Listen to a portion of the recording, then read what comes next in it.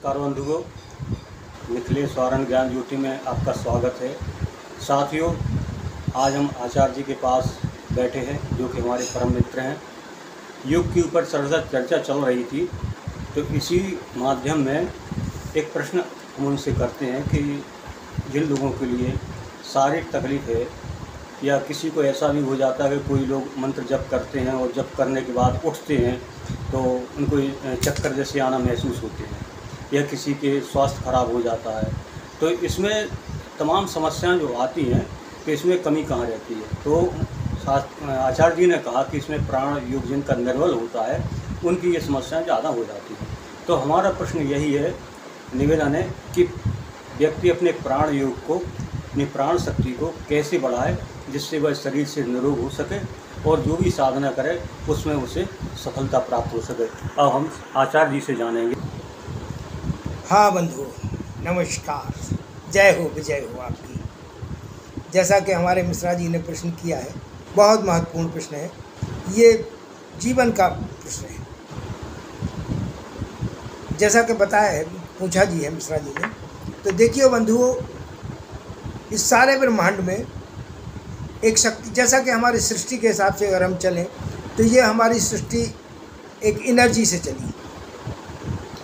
एक एनर्जी किसी की सोच से या उस परम ब्रह्म की सोच से उसने सोचा, संकल्प किया कि हम एक से अनेक हो जाएं। केवल उसकी सोच की वाइब्रेशन से एक एनर्जी उत्पन्न हुई। उस एनर्जी से अणु परमाणु बने, अणु परमाणु से पदार्थ बना, पदार्थ से ये सारा ब्रह्मांड बना। इस तरह से इन सब का बेस, जैसे हमारे जीवन का बेस क्या है, हमारे जीवन के आधार क्या हैं जिनके आधार पर हमारा जीवन चल रहा है।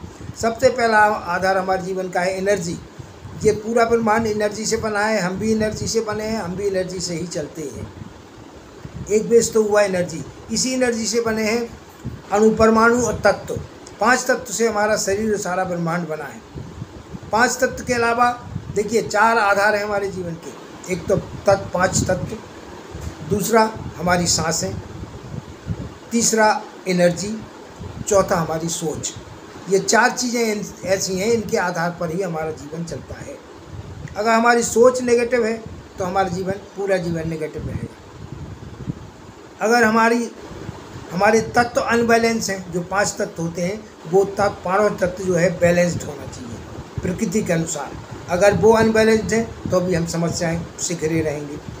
तीसरा, अगर हमारी सांसें डिस्टर्ब हैं, वो नियमित नहीं है, प्रॉपर नहीं है, तो भी हम जो है घिरे रहेंगे। इस तरह से 5 तत्व हमारे जीवन के आधार हैं। सांसें हमारे जीवन की आधार हैं, समझ रहे हैं आप बात। और तीसरा एनर्जी हमारे जीवन का आधार है। देखिए हमारे जो 3 शरीर हैं, स्थूल, सूक्ष्म और कारण। स्थूल शरीर जो आप देख रहे हैं, ये जो हम देख रहे हैं, ये स्थूल शरीर है। इसके अलावा दूसरा आप चारों तरफ एक शरीर है, जैसे सूक्ष्म शरीर कहते हैं या जैसे एनर्जी बॉडी कहते हैं। जितनी भी समस्याएं आती हैं, बीमारियां आती हैं, वे पहले एनर्जी बॉडी में आती हैं, यानी हमारे आभा मंडल में आती हैं। उसके बाद हमारे इस फिजिकल बॉडी में आती हैं। तो हमें अपनी आभा, जो हमारे बॉडी के चारों तरफ एक आभा मंडल है, उसको मजबूत करना पड़ेगा।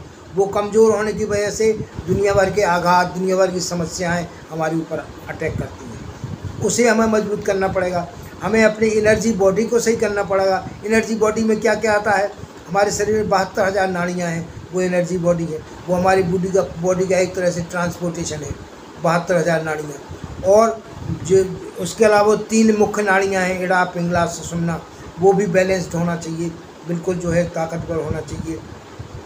समझ रहे हैं आप। इन सब के वजह से परेशानियाँ पैदा होती हैं। तो एक तो ये हो गया। फिर उसके अलावा हमें ये देखना चाहिए, अगर हमें कोई कमज़ोर महसूस हो रही, हमें कहीं पेन हो रहा, हमारी बॉडी में कोई समस्या है, इसके माने हमारी जो प्राण शक्ति है वो कमज़ोर पड़ गई है। प्राण शक्ति से ही हमारा जीवन है, प्राण है। यानी जब मनुष्य जन्म लेता है तब वो जन्म लेना शुरू होता है, जब उसके अंदर प्राण आ जाता है। और प्राण आने पर ही हम प्राणी कहलाते हैं। अगर प्राण हमारा निकल गया तो हम निष्प्राण हो गए, मुर्दा हो गए। तो प्राण ही तो महत्वपूर्ण है। इसीलिए हमारे शरीर में अगर प्राण की प्रॉपर मात्रा नहीं है, कमज़ोर है, तो हम बीमारी की समस्याओं से घिरे रहेंगे। इसलिए बहुत आवश्यक है कि हम अपनी प्राण शक्ति को बढ़ाएं। उसके कई तरीके, उसकी साधनाएं हैं। साधनाएं करके अपनी प्राण शक्ति बढ़ा सकते हैं, अपनी सोच से बढ़ा सकते हैं, अपनी जो है तत्वों के बैलेंस से बढ़ा सकते हैं। बहुत सी चीज़ें हैं ऐसी जिनसे आप प्राण शक्ति बढ़ा सकते हैं। और प्राण शक्ति अगर आपने बढ़ा ली अपनी, तो फिर आप कोई कहीं फेल ही नहीं हो। जीवन की हर समस्याओं में सफल हो, हर बीमारी में सफल हो, सब कुछ पूरा जीवन ही बदल जाएगा। प्राण शक्ति बढ़ाना बहुत ज़रूरी है। अब रही बात प्राण शक्ति बढ़ाने के तरीकों की, तो देखिए इसके बहुत सारे तरीके हैं। पहली बात तो अपनी सोच पॉजिटिव करें, बिल्कुल नेगेटिव ना हो। हाँ, कोई भी बात जो है नेगेटिव नहीं सोचनी। उसके अलावा देखिए, पहली एक तरीका है कि बिल्कुल सीधे बैठें, स्ट्रेट, बिल्कुल रीढ़ की हड्डी बिल्कुल सीधी हो, रीढ़ की हड्डी बिल्कुल सीधी हो।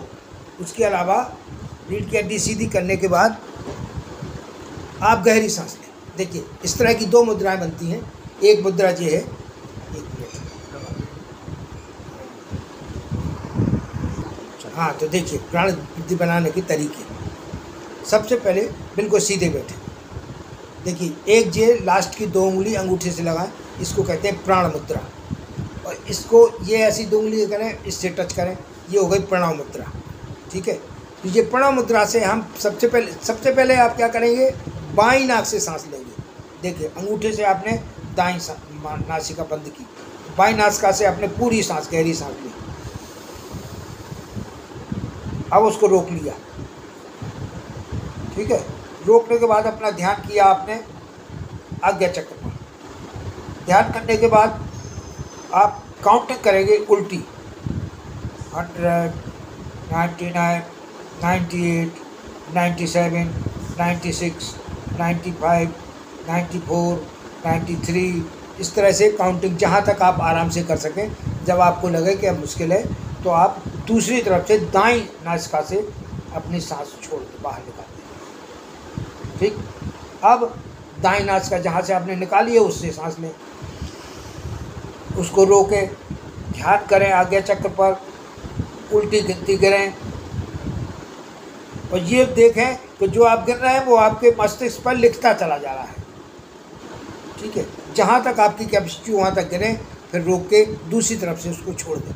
इस तरह से जो 1 राउंड हुआ, ऐसे जो है शुरू में आप 9 राउंड करें, उसको बढ़ाते हुए आप 21 राउंड तक ले जाएं। जब आप 21 राउंड तक ले जाएंगे तो आप में अपार शक्तियाँ पैदा हो जाएंगी, आपकी हर समस्या अपने आप सॉल्व हो जाएंगी, आपकी प्राण शक्ति बढ़ जाएगी। इतनी बढ़ जाएगी कि आप किसी को अपने हाथ से भी अगर हीलिंग दे देंगे तो उसकी बीमारी ठीक हो जाएगी। ये तो हुई एक विधि।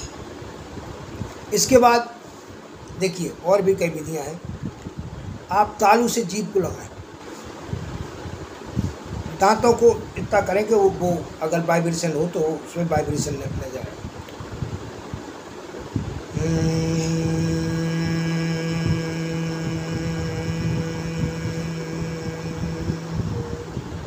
इसको भी 9 बार करें। हर साधना को 9 बार कम से कम करना पड़ता है। ये दूसरा साधन हो गया। तीसरा, सबसे पहले तो एक बात शुरू करें आप कि सीधे बैठ के गहरी सांस लें और गहरी छोड़ें। उससे शुरुआत करेंगे तो आगे की साधनाएं इजी हो जाएंगी। पूरी गहरी सांस लें, गहरी सांस छोड़ें, पहले 9 बार। उसके बाद 9 बार ये करें कि सांस लें, रोकें और फिर छोड़ें, 9 बार ये करें। उसके बाद वो प्राण वृद्धि साधना करें, कोई भी साधना करें। ये प्रारंभिक 2 जरूर करें।